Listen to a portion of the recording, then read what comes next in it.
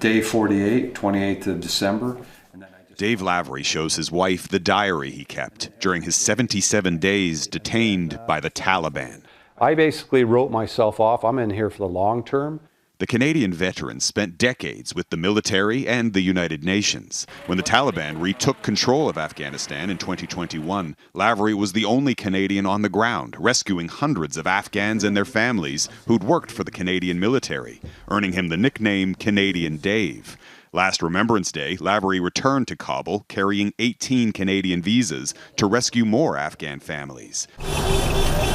But after arriving at the airport, he was stopped by the Taliban. It was nerve-wracking. It was intimidating.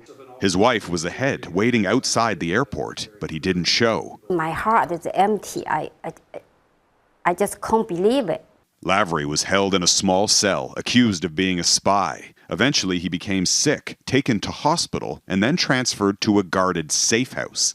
One night, he found an old cell phone and charger inside a drawer and secretly called his wife and son. And I'm under these covers, Jeff, up on the 4th floor, and the guards are just below me, and I'm sitting there, and I didn't know if this was going to work, and then all of a sudden it's like, and I'm like, oh my God, oh my God. I'm starting to vibrate. Hey, Brad, can you hear me? Hey, I can hear you. His son recorded the call. Holding their husband. Hopefully this week we can see you. When you hear his voice on the other end of the phone, what was that like? Oh, it was so shocking. Lavery's family was working to secure his release. Ottawa won't deal with the Taliban, but the Qatari government intervened on their behalf. Last month, Lavery was told he'd served his sentence and was being freed. He met his family at the airport. And then when I cleared customs, that's when Junping said she came running, and she hit me like a vice grip and wouldn't let go.